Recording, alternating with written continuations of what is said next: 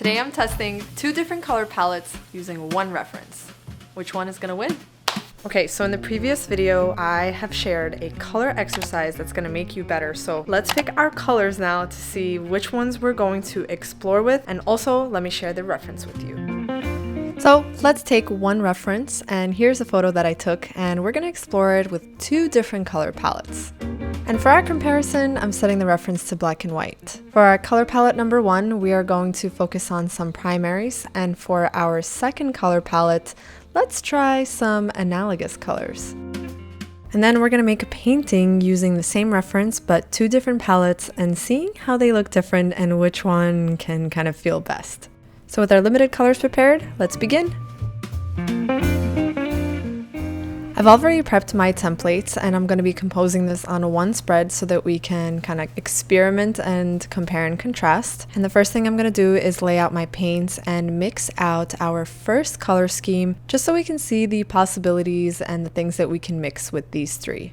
I selected a mustard yellow, a scarlet red, and a Prussian blue.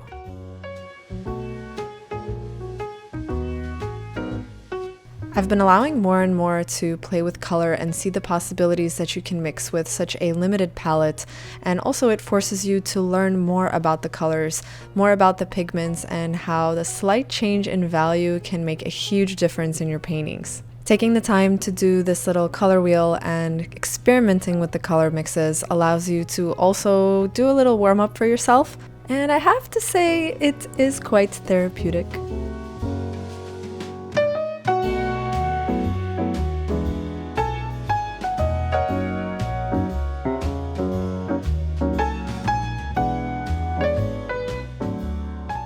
Alright, once we've mixed our wheel on the outer ring, we're going to add white to all of these little mixtures and create that inner ring.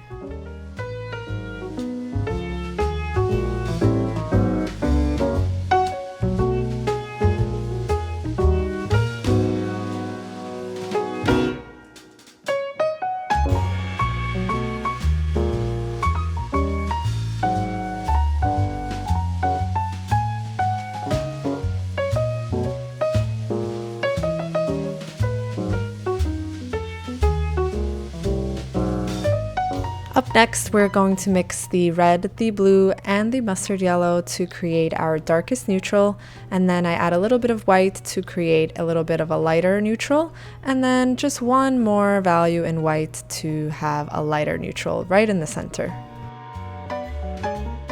And ta-da! We've got our little color wheel, and we can begin our paint study.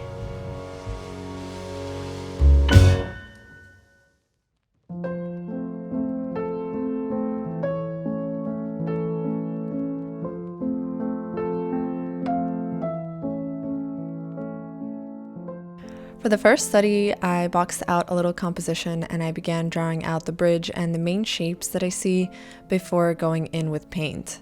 As you can see, it's super loose and kind of like boxed out and very geometric. And I spend about 1 minute to 2 minutes tops on this before getting started with painting. This is just to get the composition in, and the rest we will discover with color.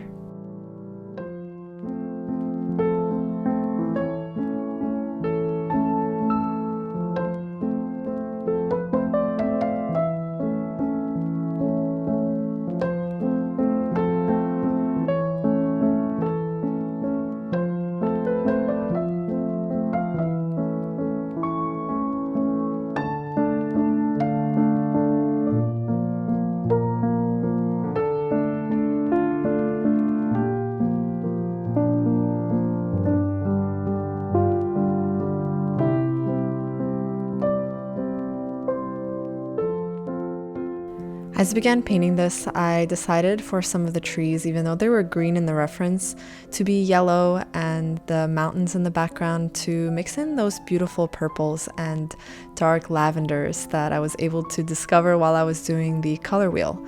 So without doing that little exercise, I wouldn't know the possibilities that we can mix. So I was actually really pleased and definitely learned so much with just this one little color exercise and this color study as well. My intention here was to convey this glowing light coming in from behind the bush that's in the foreground. And then I added some of the brighter yellows to accentuate that sunlight and really make it glow.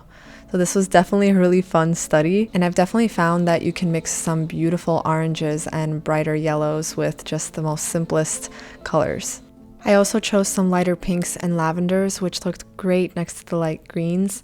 And to really convey that sunlight and punch out some of those highlights, I added some of the yellow on the left side of the bridge. And also just a tiny little detail in between the bushes. For the light pink area, I mixed one shade darker to convey some of that middle values. And for the finishing touches, I added some more of that brighter orange and punched out some of the pinks to really push that sunlight, because that was the intention and main goal of this study.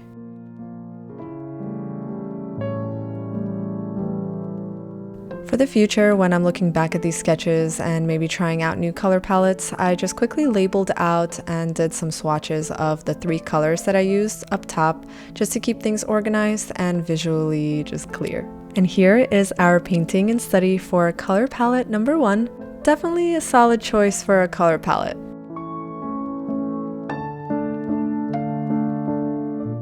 Alrighty, here is our first experiment, and now let's move on to our next painting with color palette number 2, and we're going to test it out here. While I swatch these out and mix the colors, a quick word from our sponsors, Squarespace. Squarespace is the all-in-one platform for you to build your website, start your online business, and just showcase your work, or all of the above. I personally loved creating a space where people have access to pretty much some free prompts, my shop, and even access to my sketchbook scans. For the free sketchbook prompts, I was able to upload a PDF that you guys just have access to as soon as you got it for free on my website, and I definitely love how mobile friendly it is. This way anyone can check it out and grab it anywhere, anytime. And if you ever need help with anything, they have 24/7 customer support. So give it a try by going to squarespace.com. And once you're ready to launch, be sure to go to squarespace.com/JessCarp for 10% off your first purchase of a website or domain. As I was mixing in this color palette, it was definitely interesting to see the subtle changes and how I had to really focus in on how much paint I use for each mixture. I was also itching to try more and more palettes because I was learning so much in such a short period of time. I also feel like I learned that if colors are similar or closer to each other on the color wheel, you're going to have a much lighter and more subtle variety and more subtle shift in values once you start doing the color wheel itself. But this limited palette was quite soothing and very pleasing to the eye, and also very satisfying to do, I have to say.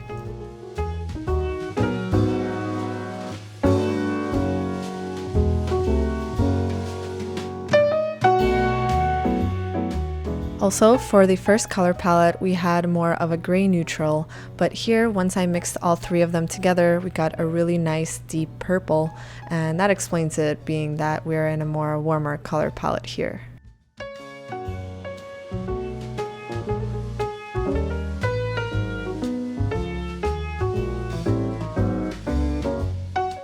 Getting into the second study, I quickly sketched out the same kind of blocked out shapes, and I got straight to painting.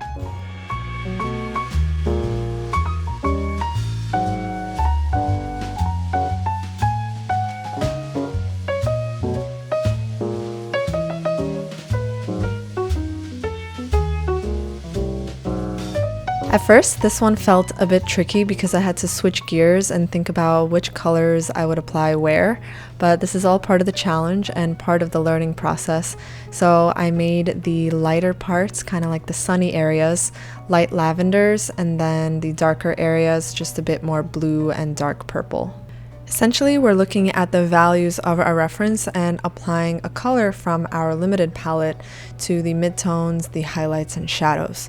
So it's something to play around with, and definitely something that you learn so much with. In our first color palette experiment painting, I used the yellow, a warmer color, for the highlights. And for this one, I decided let's do the icy blue to see how that works with this one. Kind of the complete opposite.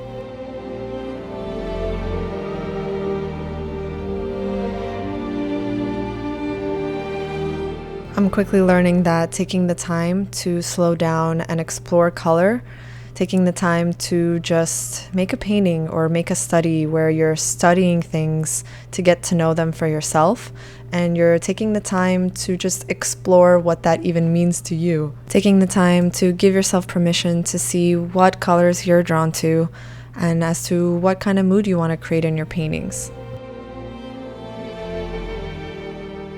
I think for the longest time I was quote unquote maybe avoiding this process or thinking it's not as important.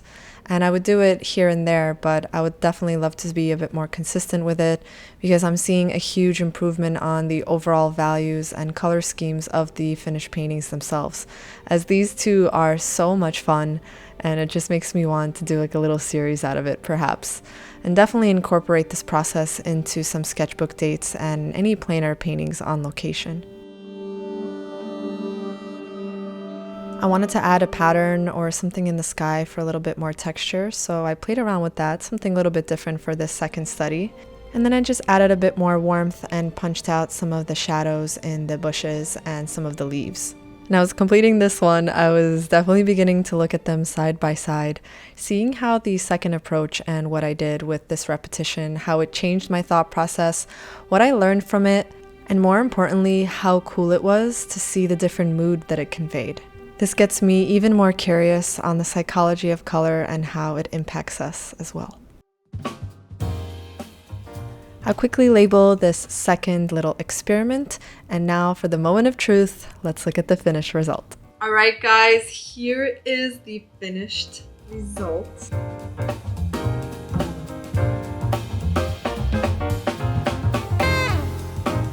So which one of these do you like? Comment number 1 or 2 down below, and I'm super curious on which one you think turned out better. And the winning color palette is going to be next month's Patreon Happy Mail. Okay, so I have to say I do love me a warm color palette, but there's something about this one that was challenging and also very satisfying to see how these bright blues come out. It's definitely a tough one, but this was a super fun challenge, and I highly recommend you give this a try. If you haven't yet checked out the color exercise itself, be sure to check out that video. It's somewhere linked up on the screen, and check it out next. And with that, I'll see you in the next one. That's all for this one. Thank you so much for watching. I hope you found it helpful. Don't forget to comment 1 or 2 below. I am super curious to see which one that you like. Hit that subscribe button if you're not yet subscribed and you loved today's video. And while you're at it, smash that thumbs up button.